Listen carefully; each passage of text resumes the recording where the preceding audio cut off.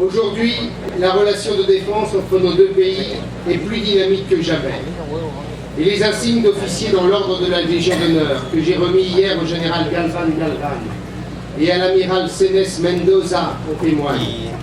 Ils traduisent notre volonté de construire une relation de confiance, une relation d'estime réciproque, indispensable à une coopération militaire fructueuse et féconde entre la France et le Mexique. En rendant hommage aux combattants de Cameroun, je veux également honorer la mémoire des 35 000 soldats tués dans les rangs de la Légion étrangère depuis sa création. Ces enfants de France qui ont choisi notre pays et l'ont aimé jusqu'au sacrifice de leur vie. Ces enfants de France issus de tous les continents, de toutes les confessions, de toutes les cultures. Français non par leurs origines, Français non par leur gène, mais par le sang versé et la défense de nos valeurs. À l'image du dernier des poilus, Lazare Conticelli, ce petit Italien qui falsifia son âge pour s'engager dans la Légion étrangère durant la Première Guerre mondiale et défendre notre pays. La Légion n'a d'étrangère que le nom. La Légion, mesdames et messieurs, c'est la France ouverte et généreuse. La Légion, c'est la France rigoureuse et exigeante, qui accueille en son sein des hommes venus d'Afrique, venus d'Asie, venus d'Amérique latine.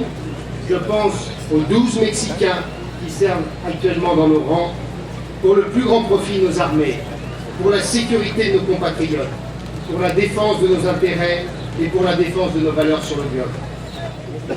Je le dis à chaque fois que je me rends dans une unité de la Légion étrangère. Nous le sentons tous dans les grands moments où la vie d'une nation tressaille, où la conscience d'appartenir à un même peuple s'impose au fond de chacun d'entre nous. C'est parce que nous sommes ouverts au monde, que nous avons été, que nous sommes et que nous resterons un grand peuple. C'est de là que nous tirerons notre force pour affronter les vents du large.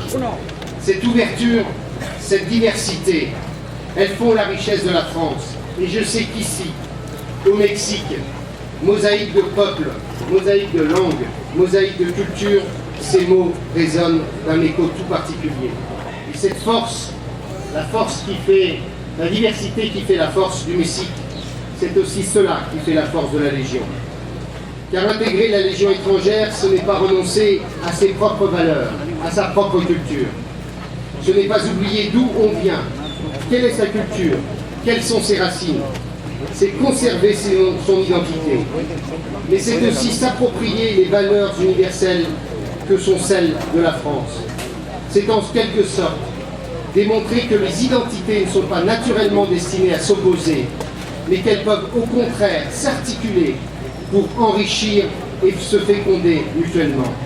C'est rejoindre une communauté humaine pour participer à un destin commun, sans se renier soi-même, mais en respectant ses lois. S'engager dans la Légion étrangère, c'est une volonté assumée et c'est un idéal partagé. La Légion étrangère, c'est une part de l'identité française.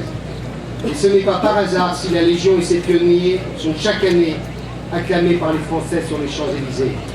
Les valeurs d'exigence, de rigueur, de devoir qu'incarne la Légion, c'est la France que nous admirons. Les valeurs d'ouverture, de fraternité et de solidarité qu'incarne aussi la Légion étrangère, c'est la France que nous aimons. Et c'est ce double mouvement qu'incarne et honore la Légion, qui doit inspirer la France dans ses débats pour sa construction d'aujourd'hui et de demain. Vive la France, vive le Mexique.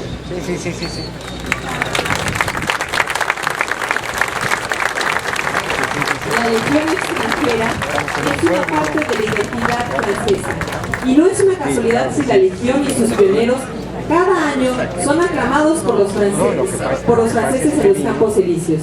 Los valores de exigencia, de rigor.